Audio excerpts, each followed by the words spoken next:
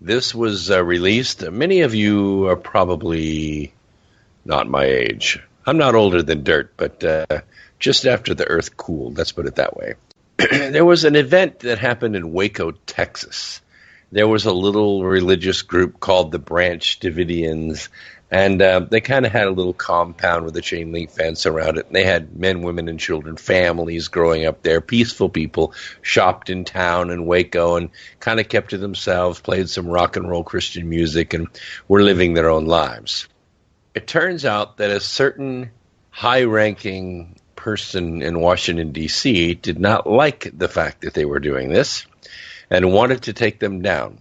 So they ordered the Justice Department to go after them. And go after them is exactly what they did. Now, unfortunately, the fact that they were going after them meant that they were going to use all the forces at their disposal. They attacked them. This attack where 76 Americans in 1993 were burned to death, including 21 children and 2 pregnant women, and it happened on live TV, and I watched it. What many people do not know is it was not Janet Reno, then Attorney General, that was responsible for this. Oh, she's the one that ordered the attack. But it was actually First Lady Hillary Rodham Clinton who pressured Deputy White House counsel Vince Foster and Webb Hubbell. You know who Webb Hubbell is, don't you? He's the father of Chelsea Clinton. Oh, you don't believe me? Just look at their pictures side by side. You deny it, okay? I don't need 23andMe to tell me what a daughter looks like from a father, okay? Then Webb Hubbell to use military force in resolving the Waco standoff due to the saturated media covering the standoff was receiving. And here's why. Because at the time, Hillary Rodham Clinton, as First Lady, was leading an illegal effort to establish an overreaching healthcare plan, which the world called Hillary Care. She needed the press, but Waco was getting all the airtime. She wanted it gone. Appearing on CNN's Larry King Live, White House aide Linda Tripp suggested that Deputy White House counsel Vince Foster and Mrs. Clinton's direction transmitted the order to move on the Branch Davidian compound, which culminated in burning the occupants to death on live television, including men, women, and children. Janet Reno begged her aides, begged them, shortly before the orders were issued in the final assault, please give me a reason not to do this. 85 Branch Davidians were burned alive in that attack. 76 of them died. Tripp's allegations lend weight to charges made previously by Special Forces expert and Waco investigator Steve Barry, who claimed Hillary Clinton set up a special crisis center in the White House to deal with Waco.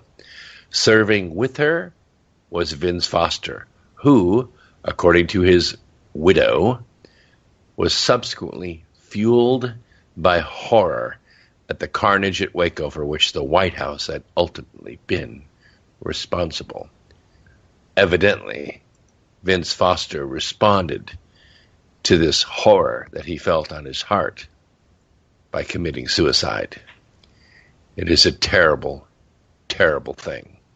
Well, in the 1999 documentary, Waco, A New Revelation, from former House Waco investigator T. March Bell, he recalled, and I quote, "One of the interesting things that happen in an investigation is that you get anonymous phone calls.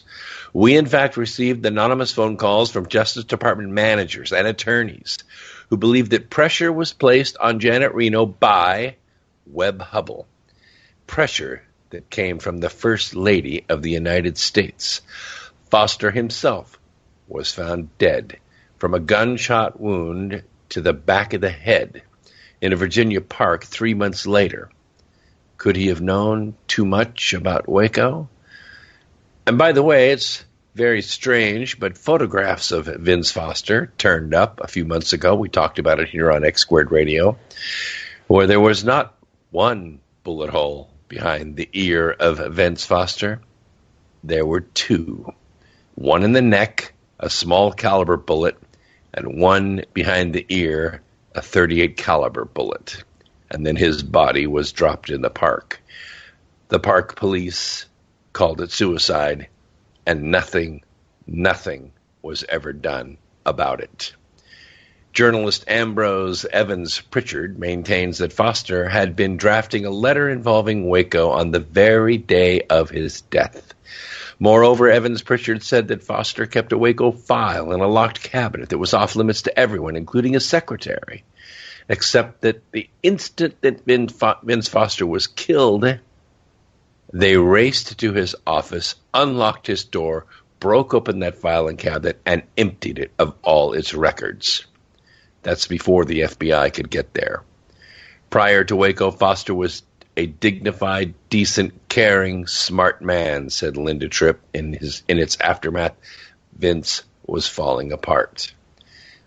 How would you feel if you had 76 deaths of innocent people on you? Tripp was with the former White House deputy counsel when the news about Waco broke on television. Here's what she said. I was with him, meaning Vince Foster. Well, we had CNN all the time, not to plug, but it was always on in the White House. And a special bulletin came on showing the atrocity at Waco and the children, and his face, his whole body slumped, and his face turned white. And he was absolutely crushed, knowing the part he had played. And he had played the part at Mrs. Clinton's direction. There was a marked contrast between Foster's heartfelt emotion to the Waco tragedy and Hillary Clinton's. You would think that raising more than $1 billion in influence peddling and high-profit charity services would be enough. You would think that ordering the slaughter of 76 innocent Americans just so you could get the news headline back for your health care plan would be enough. As Hillary Clinton heads out of the Democratic National Convention to hit the general election campaign trail today, allegations of Clinton Foundation corruption are alive and well. And one writer is urging Americans across the country to help hold the Clintons accountable. That is ongoing. Dr. Jerome Corsi is an investigative reporter for WorldNet Daily and the author most recently of Partners in Crime, the Clinton scheme to monetize the White House for personal profit. His book comes more than a year after Peter Schweizer's Clinton Cash. Corsi told WorldNet Daily and Radio America his efforts to shut down the Clinton Foundation have a much simpler focus. What I'm maintaining is there's a much easier offense to go after, and that's what's called inurement. Inurement is a criminal offense, and it means you run a charity for your own benefit, Corsi explained. We just watched Congresswoman Corrine Brown go to jail for this.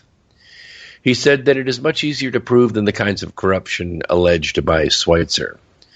You don't need a quid pro quo, he said.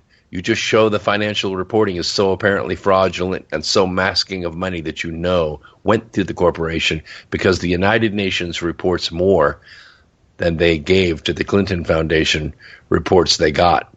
Where did the additional missing money go? I bet you can match it up with their personal bank accounts or their offshore accounts. Of course, he said the Clinton Foundation inurement began after the Clintons turned a foundation designed to raise money for Bill Clinton's presidential library. You remember that, don't you?